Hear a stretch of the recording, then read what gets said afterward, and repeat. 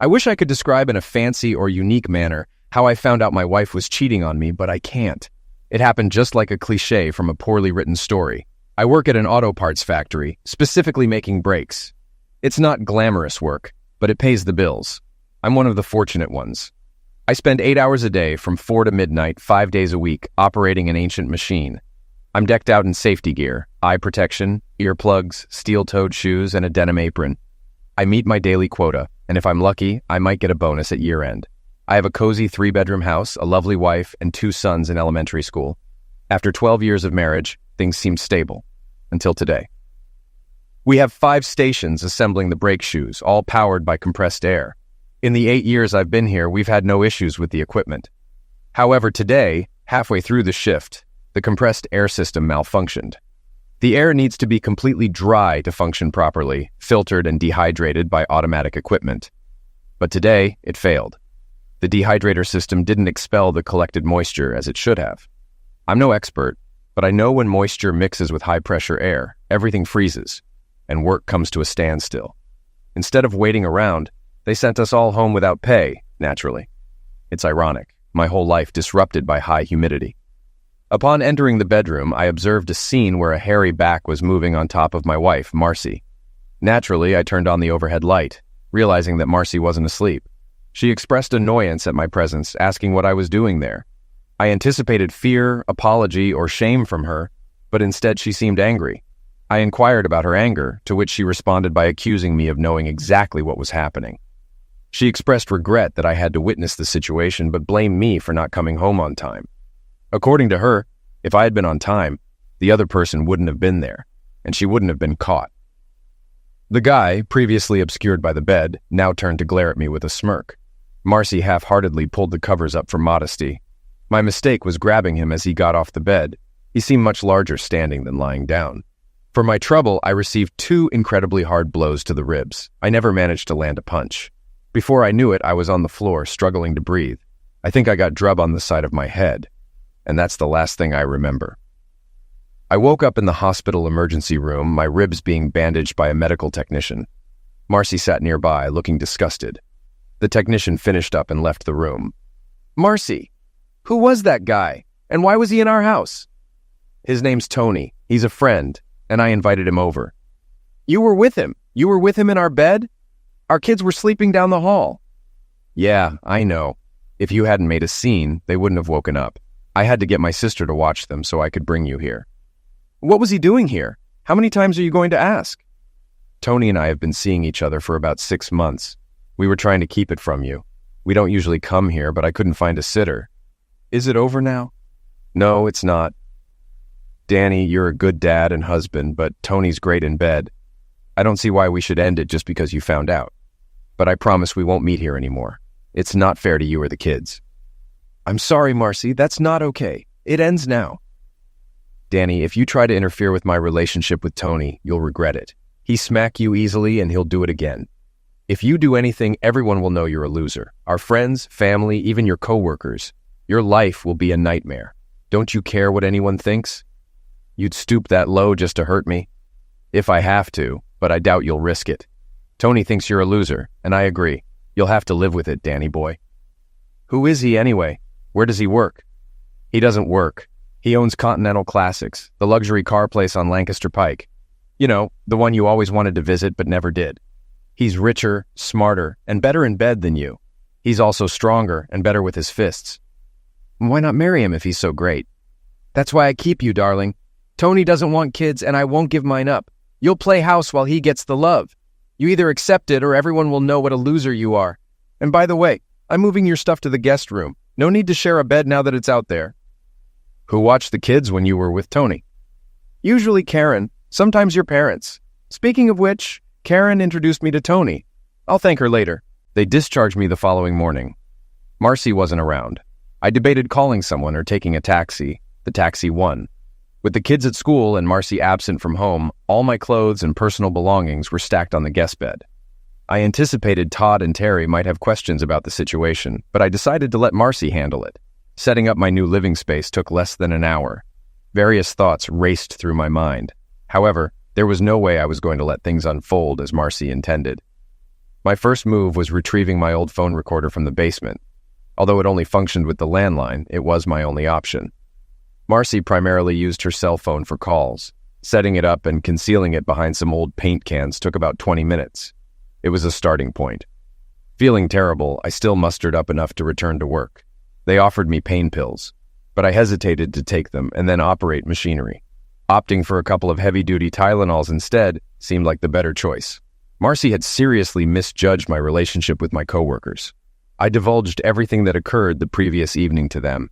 They all brainstormed ideas, some better than others. It was reassuring to know my friends had my back. With an 8-hour shift ahead, each of us planned to devise ways to set things right. During our mid-shift break for supper, Glenn spoke up first. "Any ideas?" "I don't have one, but I have a cousin who works for DeMarco. He does vehicle detailing and despises him. He could provide intel on the business, buildings, or work shifts," Glenn shared. "That would be helpful, Glenn. Anyone else?" "Danny?" Barry offered. "I have 2 muskets and 2 pistols. You're welcome to any of them. None are registered, so there's no concern there." "Thanks, Barry, but that's a bit more extreme than I was considering." "Don't even want to hear my idea," Freddie interjected, followed by some laughter. "Tell us, Freddie, come on," the group urged. "I thought we could tie him to a tree, legs spread, and build a bonfire Indian style between his legs." Although Freddie's idea was well received, it was unanimously rejected. Kyle, who hadn't shared yet, faced everyone's expectant gazes during lunch. "What? Don't give me that look." "Yeah, I've got an idea, but it's a bit out there." "Go on, Kyle." "I recall reading about a prison in Arizona that dressed love-making offenders in pink jumpsuits to humiliate them. I know Tony isn't a love offender, but something like that could embarrass him." "You mean put him in a pink jumpsuit? Wouldn't he just take it off?" "I was thinking if we could get to him, tie him up, and then spray paint him entirely with pink. That might do the trick, but he'd know who did it." "You've got to knock him out first, then leave him tied to the chair until he's discovered. Do we use medications or just punch him? What's your plan?" "I can grab a taser. All you have to do is sneak up and shock him. You're making it sound easier than it probably is. How do we catch him alone? And how do we approach without him noticing?"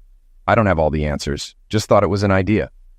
The buzzer signaled another 4 hours on the machines. My quota was down, so the other guys pitched in to help. Marcy was already in bed when I arrived home, keeping her promise not to bring him into the house. I had no clue what to do. Most of the ideas with the guys were like high school pranks. Might as well leave a flaming bag of dog poop on his doorstep. I needed genuine revenge. At noon, I got up. With the kids at school and Marcy moving around, I showered, shaved, and headed out. "Morning, husband. No kiss?" She smirked by the sink. Ignoring her, I left. Her comment didn't warrant a response. I needed lunch and alone time. The afternoon was spent killing time, figuring out how to get back at my wife's lover without causing trouble. Work awaited, and I needed to prepare. I decided to stop eating at home, the only time with the boys, but I couldn't stomach Marcy's cooking. Before I knew it, it was time for work. Things were normal until supper break when Carl announced proudly that he had a taser in the car for self-protection. He reminded Danny not to forget to pick it up and asked if Danny had ever used it. Danny replied that he hadn't, but they could try it out, eliciting groans from the others at the table. Despite the lack of new ideas, they all showed support for Danny, which made him feel better knowing he had friends. At home, the routine was ordinary, although working the graveyard shift had disrupted sleep patterns. Todd and Terry, up earlier than usual, suggested going to Chuck E. Cheese, which Marcy didn't mind since they'd be out all day. Marcy informed Danny that he would need to take a few vacation days as Tony's friend Wally would be visiting from Detroit next week, and they planned to go on a cruise to Cancun. She suggested that if Danny couldn't take the time off, he should ask his parents. Danny expressed skepticism about Marcy's plans, questioning her intention to go on a sea cruise with 2 guys.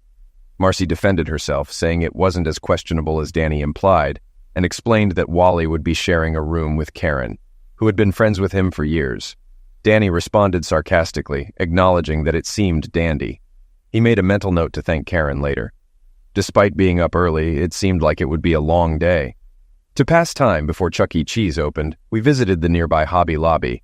The boys were old enough to assemble most of the plastic models there. The end results weren't impressive, but they had a blast.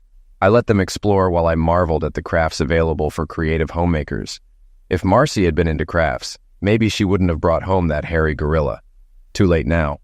I was thrilled to find rows of designer paint and spray cans. There they were, 6 beautiful pink cans. They didn't hold as much as the ones at Lowe's or Home Depot, but they were pink. It was the only place I'd seen paint that color in a spray can. I took it as a sign and bought all 6. Todd chose a monster truck kit, and Terry picked a tugboat. Plastic tugboat models were news to me. Before leaving, I grabbed a package of 10 large plastic cable wraps about 18 inches long. They looked sturdy enough. Chuck E. Cheese was ready by then. The kids spent about 4 hours and 2 pizzas there before they got tired. We fed ducks in the park with cheap bread before heading to my parents' house. They were glad to have us for supper and the evening. Todd and Terry watched TV most of the night, while I briefed Dad on the situation with Marcy. I realized I was telling people about it before Marcy could. Her threat seemed less significant. Dad promised to take care of the boys, which eased my mind. Around 9 o'clock, I called Marcy to say we'd be staying at my parents' house. Got the machine. After a big breakfast at IHOP, we found Marcy still in bed. I started mowing the lawn while the boys worked on their models. Even though it was a beautiful day outside, I let them go. I decided to make a full day of the lawn work, including edging and pruning. Things didn't go as fast as usual because I found myself chatting a lot. I had hedge clippers but borrowed a set from Mike Fielding across the street. His wife, Mary, loved gossip. I warned Mike about unfamiliar cars at our house because Marcy would entertain male friends. If they got rowdy, he should call the police. It was hard for me to manage things since I work nights. Larry Finley, from the local church board, lent me a spark plug wrench. I apologized for Marcy's recent behavior. Of course, he was curious about what I meant. Larry was even more of a gossip than Mary Fielding. In just 10 minutes, he had enough gossip to last a month. I skipped lunch and wrapped up work around 4 in the afternoon. After a quick shower, I headed to Rosie's Cantina and treated myself to the priciest dish on the menu. I'm not exactly sure what it was, but it was delicious. I spent the evening with my brother Dave and his family. Dad had already filled him in on the situation. I crashed on his couch for the night. My wife had a grand scheme. She intended to coerce me into compliance by threatening to expose me as a betrayed man. If I didn't endorse and back her infidelity, she'd make my life hell. It was an intriguing plan, but it had many flaws. In less than a week, I'd already spilled the beans to everyone. That pretty much nullified her threat. I also managed to portray her as a cheap tramp more effectively than she could have imagined. I don't think she foresaw any backlash. The next afternoon, when I stopped by the house to change for work, Marcy was waiting for me, visibly upset. She mentioned that Karen had informed her about rumors circulating among the neighbors that she was running a brothel at night.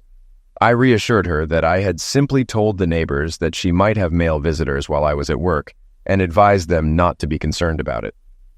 However, Marcy insisted that the rumors were spreading differently and asked who else I had spoken to. I admitted that I had spoken to everyone, thinking it would be easier that way. I hadn't mentioned anything to her parents or sisters and suggested she handle that before they heard the rumors. Marcy expressed frustration, feeling like the rumors were making her look bad. In response, I pointed out that the situation wasn't fair to me either, as it made me appear like a betrayed man. Marcy apologized but said she had to leave for work. She mentioned that she had managed to spend some time with the boys before leaving, though it wasn't the quality time she had hoped for. Glenn had some great news that night. Continental Classic shut down at 9 o'clock on Thursday night, so Tony could personally handle all the paychecks for Friday. He hated being disturbed while doing payroll, so even the cleaning crew was gone. Kyle took a few minutes to show me how to use the taser. No one volunteered to test it. The plan was falling into place. If I got caught, and I fully expected to, I'd likely face jail time. I didn't care. Tony DeMarco needed to be humiliated. If I got arrested, I'd ensure all newspapers and TV stations got the full story. Any publicity like that would crush him, or at least infuriate him enough to make a mistake. For the next few days, I only went home to sleep, shower, and change clothes. I hadn't eaten a meal at home since that first day. Finally, Thursday arrived. I arranged for my truck to have a dead battery, so Kyle picked me up. The floor supervisor rarely bothered the brake guys too much. As long as we met our quotas and maintained quality, they left us alone. The OSHA requirements for the job would work in my favor. With our apron gloves and welding goggles, we all looked pretty much the same. At 8:30, I slipped out the back door. The guys would take turns covering for me at my station. One of their posts would be empty, but no one really cared. Toilet breaks were normal and unregulated. The main thing was to create the illusion that I never left. I entered the staff entrance at Continental Classics and headed directly to the restroom. Around 9 o'clock, someone quickly checked the area before turning off the lights. 10 minutes later, I donned latex gloves and exited the restroom into a dimly lit office area. Tony's desk overlooked the showroom, so his back was turned to the door. It seemed easier than I had anticipated. Despite having a computer in front of him, he was using an old adding machine with paper tape. He didn't hear my approach. I zapped Tony with the taser on the back of his neck. His body idioted upright, and fearing he might turn around, I administered another shock. This time he twitched a bit before relaxing. Perfect. I secured 2 plastic cable wraps on each limb and brought along an old necktie to use as a blindfold. He cooperated without resistance. I rolled his chair to the showroom window. He would be perfectly visible when his staff arrived for work in the morning. The paint, a pretty pink color, required more coats than expected.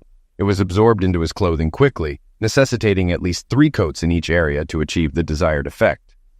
I just had enough paint, but barely. He looked quite striking in pink. After completing the task, I carefully packed everything back up. I had anticipated Tony waking up during the process, but he remained still. I had also planned to remove the necktie blindfold before leaving. I checked my watch several times, well within the time frame I had set, but I still wanted Tony awake before I left. 5 minutes later, I started to worry. I attempted to feel for a pulse without success. Perhaps the latex gloves hindered my sensitivity. I removed one glove and tried again, but still no pulse. Trying to find a pulse on his neck like on TV yielded nothing. I removed the blindfold and touched his eyeball with a pencil tip. No blink, no reflex. Needless to say, panic set in. I regained my composure, put the latex glove back on, and wiped everything I might have touched. I pocketed the necktie and cut off all the plastic ties. Removing them revealed marks from the pink paint, which looked odd. The white skin under the necktie made him resemble a pink raccoon. After ensuring I didn't overlook anything, I left for work. On the way back to the shop, I disposed of all items, including the taser, in a storm sewer. 10 minutes later, I was back at work making brake shoes. No one noticed my absence. After the shift ended, I informed the guys of what happened. They were all accessories, so I was confident nobody would speak up. Freddie was impressed, and none of them seemed concerned. Kyle drove me home, and we both noted the time of his drop-off. I didn't manage to sleep as long as usual. Around 10 o'clock, Marcy burst into my room. "What on earth did you do? What did you do, you little idiot?" Naturally, I just rolled over and gave her a puzzled look. "What in the world are you talking about, woman? Tony's dead. Karen called and said they found him in his office this morning. Dead. I suspect you had something to do with it. And I'll make sure you pay, you idiot." That was the second time she called me an idiot in 5 minutes. It was pretty clear I wouldn't be getting any more sleep, so I stumbled out of bed and went to the bathroom. Not eager to face Marcy's wrath, I took a long, hot shower and shaved slowly. I even put on a bit of aftershave just to annoy my dear wife. I never made it to the coffee pot. A tall man stood in the living room conversing with Marcy. His hair was closely cropped and he wore a dark suit. The witch had called the cops, no doubt about it. I shook my head and headed into the kitchen for my first cup of the day. Marcy wore a sarcastic smirk as I settled into my favorite recliner. My uninvited guest followed suit. "Mr. Mercer, I'm Detective Darnell Green with an E. I'm here regarding the pass-away of Anthony DeMarco last night. Your wife mentioned you and Mr. DeMarco had a disagreement last week, and I was wondering if I could ask you a few questions." "Sure, no objections, but not here." "What do you mean? If you want to talk, let's do it in your office, not in my home. Is that okay with you?" I couldn't help but notice the frown on Marcy's face. I was pretty sure she had expected to be part of the conversation. "Your car or mine, Mr. Mercer?" "I have a few other things to attend to, so I'll meet you there." "Any particular office?"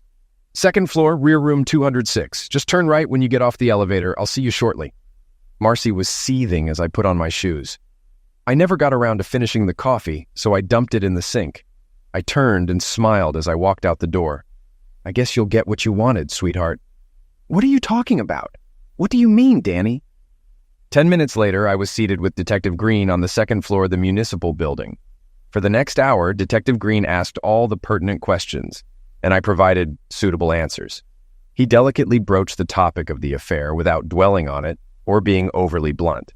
Naturally, I had to acknowledge having a motive, but I insisted I never had the opportunity to act on it. It was a serious matter, but I endeavored to be cooperative without being cheeky. I think he appreciated my efforts to make his job easier, even though I couldn't provide a definitive answer.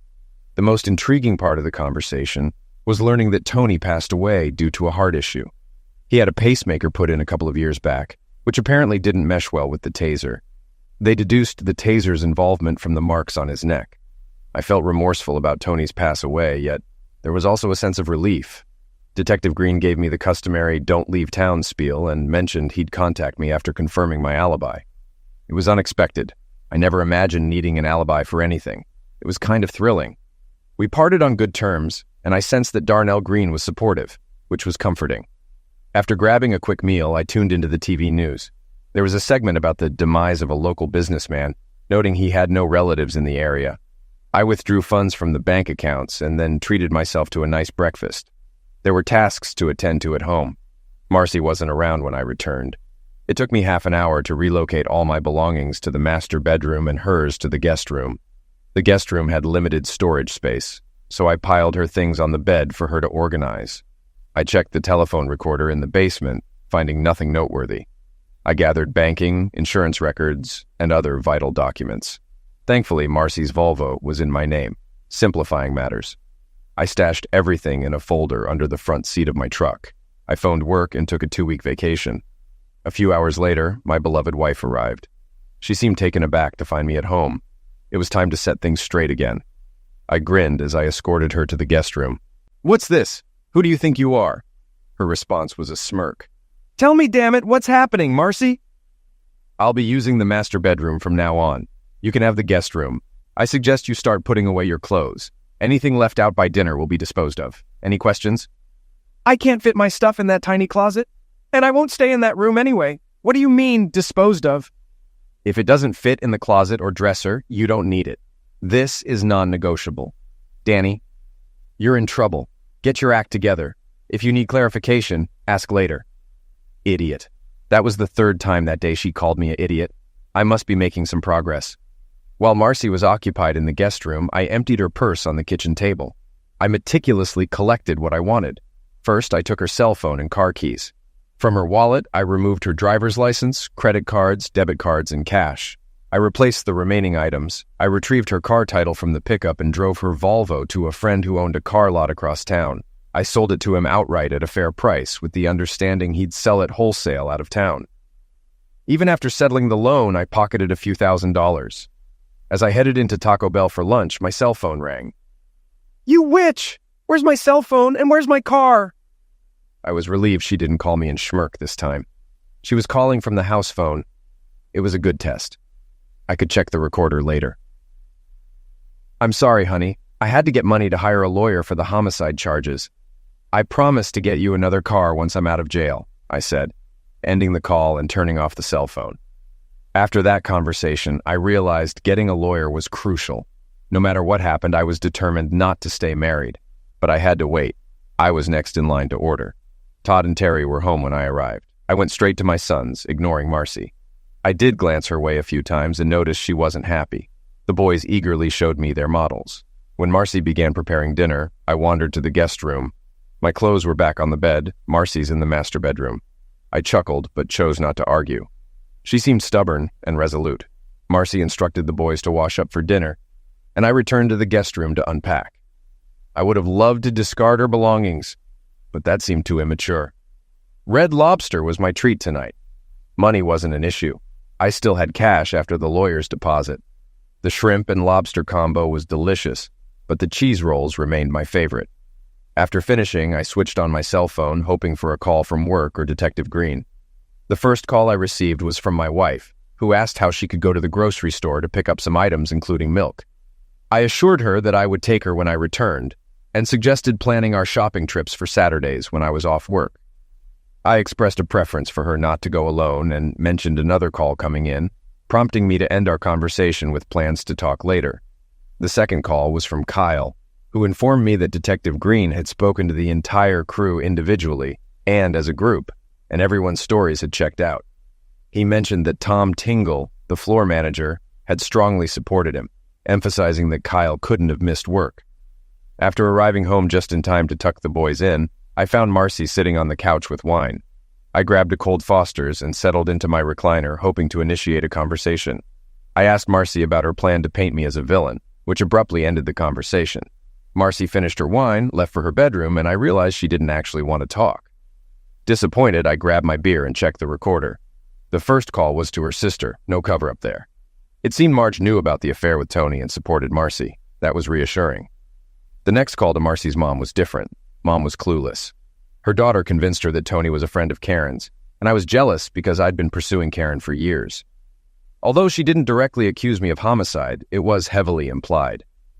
She contacted the cell phone company to inquire about a replacement for the phone I took but had no luck. Then, she reached out to the DMV to report the loss of her driver's license, and they advised her to inform the police. When she called the bank to request a new credit card, she discovered the account was closed. I'll give her this. She was quite active. The final call on the machine was to Karen. Even though Karen lived nearby, they opted for a phone call instead of meeting in person. It worked out in my favor, of course. From that call, I gleaned two important details. Wally was still coming from Detroit, and Marcy planned to keep a low profile until his arrival. The next day, the boys and I were up early and out of the house before Marcy woke up. We returned home after lunch, and Marcy insisted I drive her to the grocery store since she lacked a car and driver's license. That evening, while she prepared dinner, I checked the recorder. Wally had arrived and immediately called Marcy. Their conversation was intriguing. He believed Marcy's story and vowed revenge. Wally and Tony were childhood friends, and he was adamant about seeking justice. He provided Marcy with his contact information and instructed her to call him the following day. Afterward, Marcy excitedly phoned Karen, expressing her happiness. It was hard to believe this was the same woman I'd been married to for years. The transformation was sudden and complete. I never imagined my actions, aside from confronting her lover, warranted such a drastic change. Before turning in, I grabbed a burger. Knowing the lawn needed mowing again, I used it as an excuse to avoid Marcy the next day. Around 11 o'clock, Marcy's parents arrived to pick up the boys for an unplanned sleepover. But I didn't object. Grandma Wilcox assured they'd be back in time for school tomorrow. Eager to check the phone recorder, I postponed until after lunch since I skipped breakfast. Following a quick shower, I headed to Denny's. Marcy made no mention of my absence from home. She and Wally had devised a plan to avenge Tony's pass away, which seemed somewhat absurd to me given my knowledge of the situation. Their plan involved Wally entering the house through the back deck's sliding door, while Marcy assured him it would be unlocked if all went well. It was meant to appear as a burglary gone wrong, with me being shot. Both Marcy and Karen were to call emergency upon hearing the gunshot. At that moment, I realized I hadn't updated my insurance policy beneficiaries. As I left, I sarcastically blew a kiss to my wife, receiving a finger in return. I had dinner with my parents and stayed the evening. Before leaving, I borrowed Dad's snake charmer, a short-barreled 20-gauge, for the upcoming event. Marcy was in bed when I returned home, her light on, presumably reading. The lone message on the answering machine came from Karen, boasting about her and Wally's pleasurable afternoon. Before signing off, she assured Marcy of her readiness later that night. It took me roughly 20 minutes to swap out the buckshot in the shells with rock salt, using a leftover bag from last winter. My intention wasn't to eliminate Wally, but merely to slow him down. Honestly, I didn't wish damage upon Tony either. I hoped Wally didn't have a bad heart like Tony did. Wanting to check the back deck door, I hesitated, fearing Wally might spot me. I had to assume Marcy left it unlocked. I stripped down to my shorts and mussed up the bed blankets. A cup of coffee would have been preferable, but since none was available, I settled for a drink, waiting in my recliner with the cell phone close by. He didn't arrive until after midnight. Upon spotting him on the deck, I promptly dialed emergency, reporting an intruder in my house and expressing fear for my life, keeping the line open. The patio door slid open quietly, revealing Wally. I waited until he was fully inside the house before delivering the first blast. I aimed for his lower body to avoid accidental pass away. The first shot knocked him back under the deck. With the second shot, he tumbled over the deck's side, breaking the railing. I knew I hadn't eliminated him as he howled in pain. Man, that rock salt must have caused quite the sting. I was amazed at how deafening the musket blast sounded indoors. My ears were ringing intensely. When I flipped on the lights, Marcy was already in the living room screaming. Although she was shouting at me, her words were unintelligible. I approached to check on Wally and noticed a Ruger .22 automatic pistol with a silencer on the floor. Marcy continued to scream, so I aimed the musket in her direction, causing her to quickly quiet down and flee the room. It appeared Wally had broken his ankle in the fall. Some guys seemed to have all the luck. 10 minutes later, the first police car arrived. There wasn't much discussion. I placed the musket on the floor to avoid any confusion about the situation. Pointing to the phone, I informed the officers that everything was under control. When asked about other occupants, I mentioned Marcy in the bedroom. Bringing her into the living room, the officers realized their mistake. Despite their attempts to quiet her, both Marcy and I were unsuccessful. Finally, a large female officer gently escorted her outside. I noticed Karen standing with some neighbors outside. I grinned at her and gestured across my throat, but she quickly walked away without reciprocating. The EMTs arrived for Wally as Detective Green showed up. He smiled at me, and I couldn't help but grin back. It wasn't intentional sass, but I couldn't resist. The female officer escorted Marcy back inside so she could dress. After getting dressed, we all headed to the police headquarters. I requested separate cars, and Detective Green agreed to let me ride with him. We didn't speak on the way downtown, but he smiled at me again. It was daylight when Green released me. Although we only spoke for about 30 minutes, they kept me at the station all night, making me drink coffee. One of the police cars drove me home. I was disappointed not to see yellow tape around the house. Everything looked normal, and even the rock salt hadn't damaged the glass door. Wally seemed to have borne the brunt of it. I estimated it would take about an hour to fix the broken railing. I went to bed and didn't wake up until after lunch. After relieving myself, I stumbled into the kitchen to find my amiable detective seated at the table, engrossed in the newspaper and sipping fresh coffee, which I presumed he brewed while I slept. Having had my fill of coffee the night before, I opted for a tall glass of orange juice and settled across from him. How he entered the house eluded me. "You're quite the chill guy, Mr. Mercer," he remarked, his eyes fixed on the paper. Uncertain how to reply, I remained silent, unsure if he was toying with me. Finishing his coffee, he finally spoke. "Detective Green, I need a shower, a shave, and some lunch. I'll treat, unless it violates some police protocol." "Take your time, Danny. I've got all day." Heading to the shower, I pondered when he found time to sleep. Lunch comprised 2 hefty pulled pork sandwiches, and Green even joined me in washing them down with a beer. As the silence grew palpable, he broke it. "You were itching to ask me questions, weren't you, Mr. Mercer?" "Funny, I had the same thought about you," I retorted. Green flagged down the waiter for 2 more drafts. "I spent the whole night grilling you. Now it's your turn." "All right, first off, where's my wife?" "She's still in custody. Charges will be filed this afternoon." Downing my beer, I processed the unexpected news. I had a flood of inquiries, but delving deeper risked exposing myself. Opting to retreat, I remarked, "Nice to see Marcy's folks rallying for her. As I won't be." "No more questions, Detective Green. But if you need to spill, go ahead." He chuckled, taking a swig. "One more thing. Did you happen to overhear or record any conversations between your wife and Mr. Williams?" "You mean Wally?" That earned me a smirk. "If I did have such a recording, would you want it?" "I'm unsure.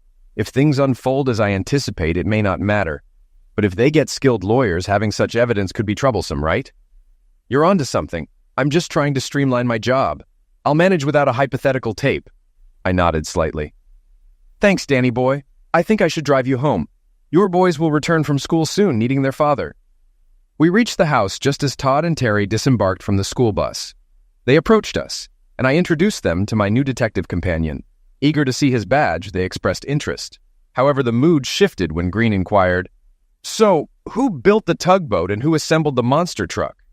"I built the truck!" Todd exclaimed proudly, while Terry declared, "I did the tugboat. Want to see it?" With a promise of possibly inspecting them another time, Terry departed, leaving me stunned as he walked to his car with a satisfied grin. He knew about the pink paint predicament, holding the upper hand. Helpless, we ordered pizza for dinner, and the boys didn't inquire about their mom's whereabouts. After supper, Marcy's dad called, seeking assistance to raise bail money for her release from jail. Politely declining, I wondered if he truly comprehended the situation, but at least he tried to be a supportive father. Inquiring about her accommodation, he hesitated before stating she would stay with them. We assisted in loading Marcy's belongings into the pickup and dropped them off without issue. Returning home, I noticed a U-Haul truck in Karen's driveway, vanished the next morning. Marcy never reached out, leaving me to glean updates from the daily newspaper. I felt deliberately excluded from the unfolding events. There was no trial. Marcy pinned all blame on Wally, who countered it was her idea. Both accepted pleas, with Marcy receiving 3 to 5 years for conspiracy to commit homicide, and Wally receiving 5 to 10 years for attempted homicide. Federal authorities were consulted regarding Wally's silencer, but postponed action until he completed his initial sentence. Detective Green didn't require the tape and ceased mentioning it. Karen disappeared without a trace. My dad reclaimed his musket, jesting that I might need it again. Chuckling, he mentioned Marcy served me with divorce papers. Once her jail term began, she didn't contest anything. I sensed she wanted nothing to do with me since I hadn't seen or spoken to her since the night I shot Wally. I sold the house and moved back in with my parents as I couldn't balance work and caring for the boys alone. My colleagues welcomed me back, and although offered a switch to the day shift, I declined. I regularly took the boys to visit their mother at Muncie Women's Prison. During these visits, I remained in the car, typically less than an hour, sometimes outdoors in good weather, observing them through the chain-link fence. I refrained from discussing the visits with them and requested they not share any details. It seemed to suit all of us well, and everything seemed to be going smoothly until I received the phone call. "Hello, is this Daniel Mercer?" "Yes. I'm Angela Hawkins. Detective Darnell Green suggested I reach out to you. There are matters we need to discuss." "I'm aware. But why do you want to talk to me?" "Tony DeMarco was my brother." "Oh, damn. Just when I thought I'd put all this behind me. Now this." "I understand, but I don't think avoiding this conversation is wise. I'm sorry for your loss, but I can't assist you." I ended the call before she could say more. 2 days later, she called again. "Daniel, I'd appreciate it if we could meet.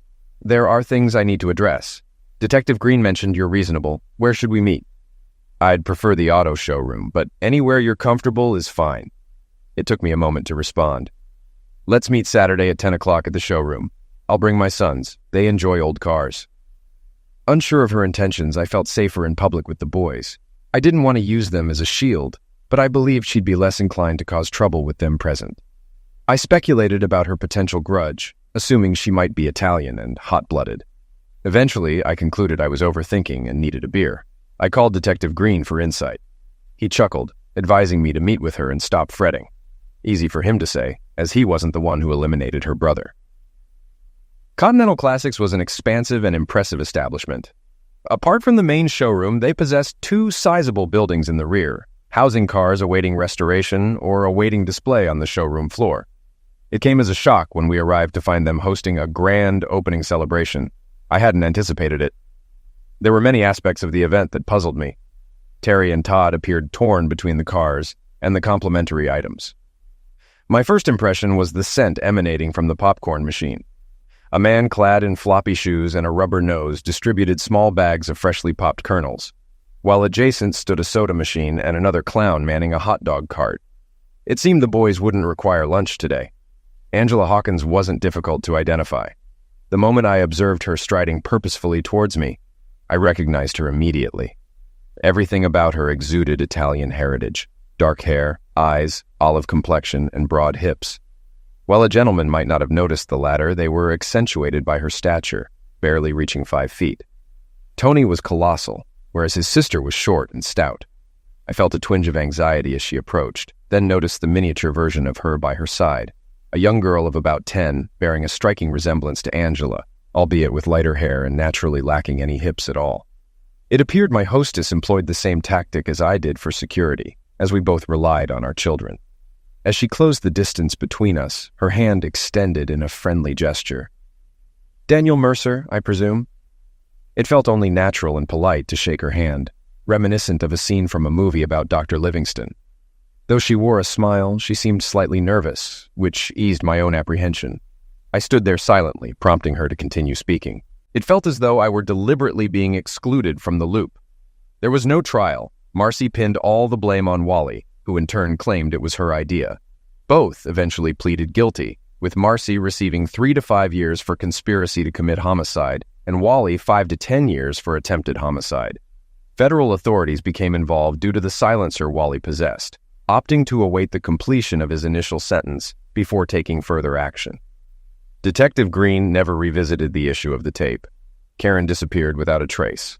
My father was pleased to retrieve his musket and joked that I could borrow it again if needed.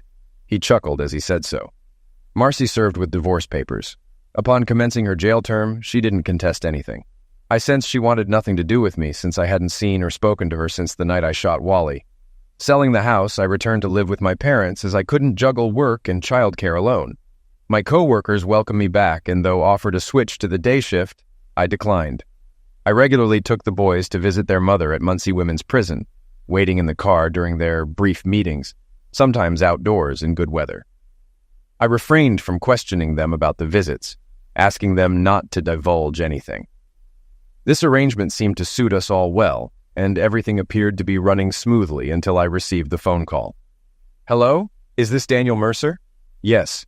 I'm Angela Hawkins. Detective Darnell Green recommended I call you. There are things we need to discuss." "I understand, Detective Green. But why do you want to talk to me?" "Tony DeMarco was my brother." "Oh, darn. Just when I thought all this was over. Why does this have to happen?" "I don't think that's a wise idea. I'm sorry for your loss, but I can't assist you." I ended the call before she could say more. 2 days later, she called again. "Daniel, I'd appreciate it if you could meet me. There are some things I need to say. Detective Green mentioned you're reasonable. Where would you like to meet?" "I'd prefer the auto showroom, but anywhere you're comfortable works." It took me a moment to decide. "I'll meet you Saturday morning at 10 o'clock at the showroom. I'll bring my 2 sons. They enjoy looking at old cars." I didn't know her intentions, but felt safer in public with my boys. I wasn't using them as a shield, but hoped she'd be less likely to do anything. I realized I was overthinking. I needed a beer. I called Detective Green, who laughed and advised me to meet with her and stop worrying. Easy for him, he didn't eliminate her brother. Continental Classics was an impressive place with a main showroom and 2 large buildings at the back for cars needing restoration or display. I was surprised to find they were having a grand opening celebration. There were many things I didn't understand. Terry and Todd seemed torn between the cars and the freebies. The first thing that caught my attention was the smell of the popcorn machine. A person with floppy shoes and a rubber nose was handing out small bags of hot popped kernels. Nearby, there was a soda machine and another person with a hot dog cart. The boys wouldn't need lunch today. It wasn't too hard to recognize Angela Hawkins. I knew right away as she walked directly toward me with a slow and determined stride. Everything about her exuded Italian heritage. Dark hair, dark eyes, olive complexion, and broad hips. I suppose a gentleman wouldn't notice her hips, but they were emphasized by her height, barely 5 feet tall. Tony appeared imposing, and his sister had a sturdy build. I felt a bit uneasy as she approached, but my apprehension lessened when I noticed the smaller version of her by her side, a young girl of around 10 who closely resembled Angela, albeit with lighter hair and a less developed physique. It seemed we both found comfort in the presence of our children, a somewhat pathetic realization. As she came closer, she extended her hand in a friendly gesture, addressing me as Daniel Mercer. I shook her hand, feeling a sense of familiarity akin to a scene from a movie about Dr. Livingston. Despite her smile, she seemed slightly nervous, which helped ease my own discomfort. I chose to remain silent, prompting her to continue speaking. She expressed her intention for both of us to learn the business thoroughly enough to take control, emphasizing the need for me to assert myself in the meantime. Angela admitted that she was a nice person, which led Tony and his wife to attempt to take advantage of her. Her tone became more relaxed as she remarked on the unsuccessful outcome for Tony and his wife. I found her comment oddly amusing and chuckled. Over the next half hour, we discussed the terms of our arrangement. Angela offered better pay and benefits compared to my factory job, with the option to return if things didn't work out, although I hoped they would. Todd looked unwell on the way home, likely from too many hot dogs and sodas. Meanwhile, Terry seemed to enjoy himself, chatting with Carla more than inspecting cars. A positive sign. Todd got sick in the truck and skipped supper. I started work the following Monday. Things unfolded as Angela predicted. I quickly familiarized myself with the operation and gained support from employees, particularly Glenn's cousin, my staunchest ally. Most wanted the business to thrive and readily reported any misconduct. Angela delegated firings to me, a task I surprisingly relished. I lived up to my reputation. Detective Green visited for coffee often, though our conversations remained light. Eventually, he shared a personal story. 3 years ago, I was a cop in Philly. I returned home one day to find my wife in bed with my supervisor. I attacked them and threw my wife out. The department gave me the ultimatum to quit or be fired. A week later, I found work here. Before leaving, I ensured my wife's lover lost his job. I didn't press for more details. At least now, I understood why he seemed to favor my side. The boys agreed not to inform their mother about my new job. During visits, they casually mentioned the lengthy drive, but understood it was unavoidable. I felt it was crucial for Marcy to see her sons, not for her sake, but to inflict emotional pain. I know it's a terrible way to involve your kids, but I derived some twisted pleasure from it. Angela and I were spending more time together at and after work. One weekend, the boys insisted on taking her and Carla to Nobles Grove. Mostly we stayed close to home due to our living situations complicating any romantic prospects. While I was keen on a closer relationship with Angela, it wasn't feasible. I still resided with my parents and the boys, while Angela and Carla shared a small studio apartment. Since the business exceeded expectations, Angela discussed purchasing a house. She spent hours online searching for the perfect one. My first realization came when she mentioned wanting a 4-bedroom home for the boys.